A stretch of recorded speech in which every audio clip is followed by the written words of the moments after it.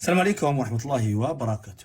مرحبا بكم أبنائي تلاميذ السنة الثالثة المتوسطة. نحل معكم هذه الوظيفة رقم 3. شكرا لكل من تفاعل وحل يعني والتزم بالتعليمات التي أسديناها لأبنائنا التلاميذ. السند: التكافل الاجتماعي مبدأ أساسي من مبادئ التشريع الإسلامي، ولازم أكيد من لوازم الأخوة، ترتقي من خلاله المشاعر الإيمانية ليقوم أفراد المجتمع بواجباتهم تجاه بعضهم بعضا، ويتضامن أبناء المجتمع لاتخاذ مواقف إيجابية تصب في مصلحة المجتمع وتجلب له الخير والسعادة والاستقرار، وذلك لرعاية الفقراء ومسح دموع اليتامى والمرضى وأصحاب الحاجات، ومقاومة كل ما يخل بسعادة واستقرار وكفاية المجتمع كالاحتكار والغش والفساد واستغلال حاجة الناس والغلاء وغير ذلك مما لا ينسجم مع ما أمرنا الله تعالى به من التعاون على فعل الخيرات والعمل الصالح. قال الله تعالى: وما تفعلوا من خير يعلمه الله. وإن من تمام الإيمان بالله وكماله أن يحب كل مؤمن لأخيه المؤمن من الخير والمعروف ما يحب لنفسه، مما يوثق بنيان الأخوة الإسلامية ويدعم أركان المجتمع ليصبح مجتمعا متماسكا متعاونا. وهذا ما أخبر به رسول الله صلى الله عليه وسلم فقال: لا يؤمن أحدكم حتى يحب لأخيه ما يحب لنفسه. وقال صلى الله عليه وسلم: إن المؤمن للمؤمن كالبنيان يشد بعضه بعضا، فشتان بين ما نحن فيه وما دعانا إليه الإسلام. ومما ينبغي أن نعلمه أن تكافل أفراد المجتمع لا يقتصر دوره على الجانب المادي فحسب، بل يتعداه ليشمل الجانب المعنوي، وذلك من خلال ما يسود بين أفراد المجتمع من تناصح وتوجيه وأمر بمعروف ونهي عن منكر ونشر العلم. قال عليه الصلاة والسلام: لتأمرن بالمعروف ولتنهون عن المنكر، لتأمرن بالمعروف ولتنهون عن المنكر أو ليسلطن الله عليكم شراركم. فالتزموا يا أبناء الوطن هذا الخلق العظيم بجانبيه المادي والمعنوي لتستقيم أحوالكم وتعيشوا آمنين مطمئنين يدا واحدة، حتى لا تذهب ريحكم سدى ويسود دين بينكم الحق والعدل وينتفي عنكم الفساد والظلم.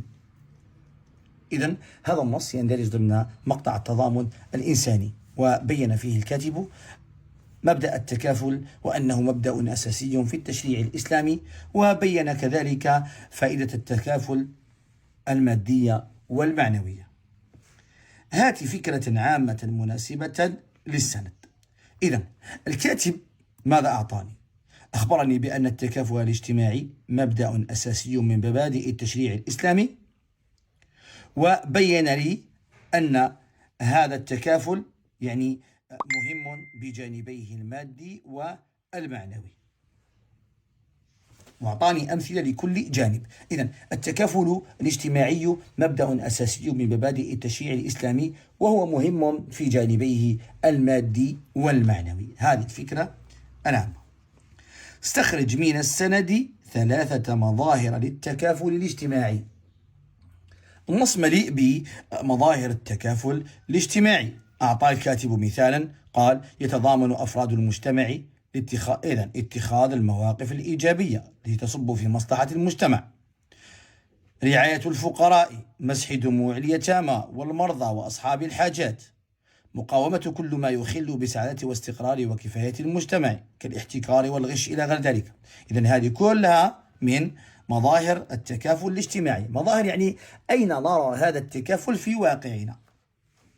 بما أمرنا الكاتب. ولماذا؟ أمرنا الكاتب بأن نلتزم بخلق التكافل في جانبيه المادي والمعنوي. لماذا؟ لتستقيم أحوالنا ونعيش آمنين مطمئنين يدا واحدة، ويسود العدل وينتفي الفساد والظلم. هذه طيب اشرح المفردات الآتية: التكافل، الاحتكار، يوثق. التكافل يعني التعاون أو التضامن، تعاون أو التضامن. الاحتكار، ما معنى كلمة الاحتكار؟ طيب هنا قال لك اشرح، يعني تستطيع أن تشرح بجملة كلمة الاحتكار. لاحظ هنا قال لي كالاحتكار، أين هي؟ رأيتها الآن انظر: وكفاية المجتمع كالاحتكار والغش والفساد. هذا يكون في الغالب في البيوع مثلا. ما معنى الاحتكار؟ هو سيطرة شخص أو شركة أو مجموعة على إنتاج أو بيع سلعة معينة. نحتكر السوق، أنا غير أنا اللي نخدم الزيت، غير أنا اللي نخدم السكر، غير أنا اللي نخدم هذا الشيء، غير أنا اللي نبيع هذا الشيء.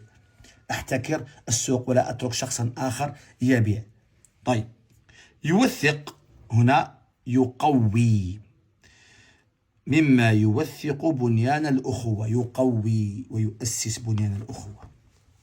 طيب استخرج من السند فعلا مضارعا منصوبا بأن مضمرة وجوبا وأعربه، فعلا مضارعا منصوبا بأن مضمرة جوازا وأعربه.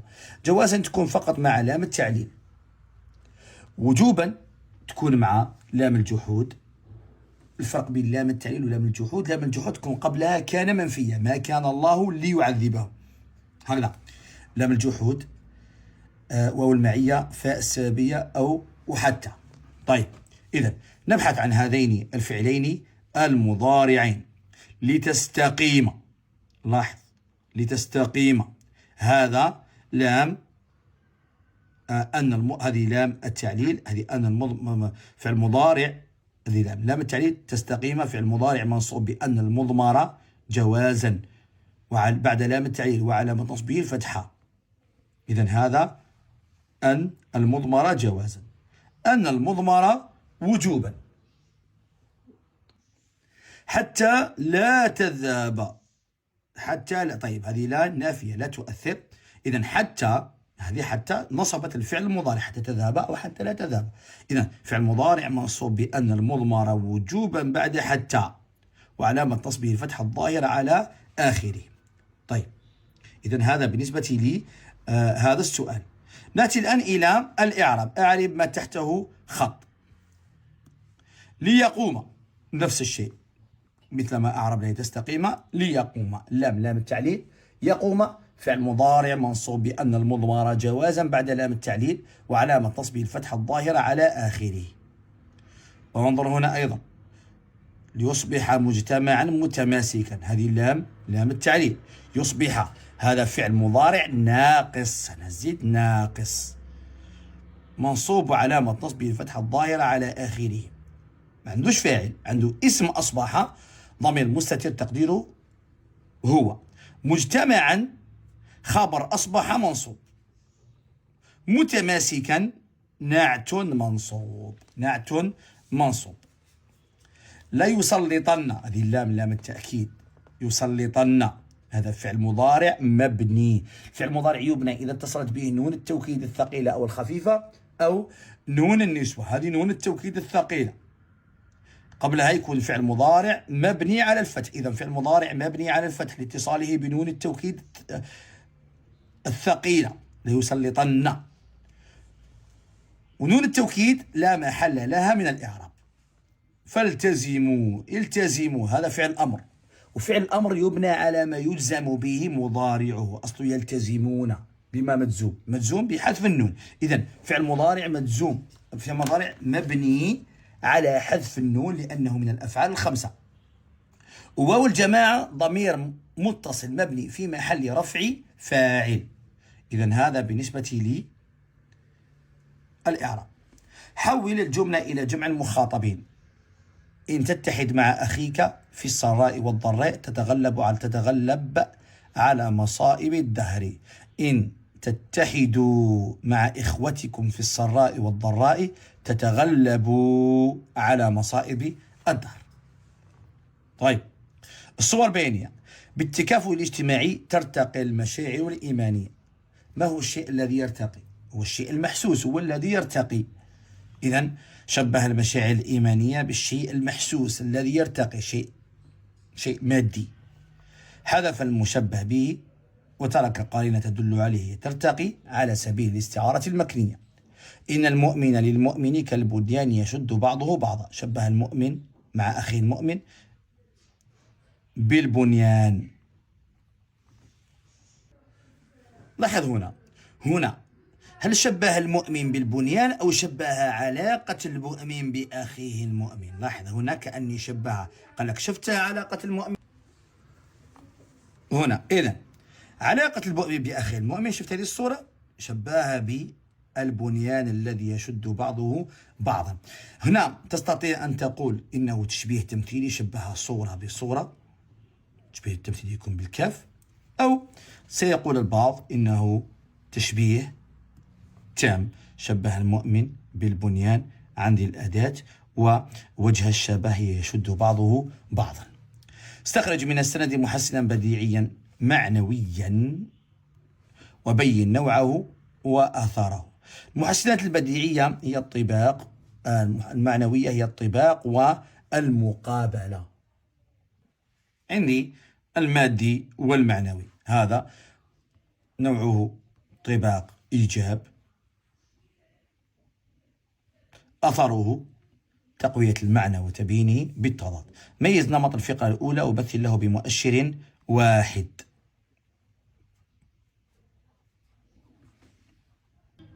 نمط الفقرة الأولى تفسيري. بالمؤشرات عندي التعريفات، عرف لي التكافل الاجتماعي، عندي روابط التعليل، هاي لام التعليل ليقوم، عندي روابط التمثيل مثلا قال لي كالاحتكار، طعني أمثلة، إذن هذه كلها، وذلك لرعاية روابط التعليل صح. ثم الوضعية الإدماجية، قال عليه الصلاة والسلام لا يؤمن أحدكم حتى يحب لأخيه ما يحب لنفسه. إشراع الحديث النبوي الشريف مبينا الواجبات والحقوق المتبادلة بين أبناء الأمة الواحدة. هنا توسعة فكرة، أطالك فكرة حديث النبي صلى الله عليه وسلم، ووسيحه أذكر، يعني اشرح الحديث مبينا واجبات والحقوق المتبادلة بين أبناء الأمة الواحدة. عندكم توسعة فكرة، عندك التلخيص وعندك التقليص، هذه توسعة فكرة وتوسعها. تستخدم بعض مؤشرات النمط التفسيري، تشرح، تقوم بالإجمال ثم التفصيل إلى غير ذلك. ربي يبارك فيكم.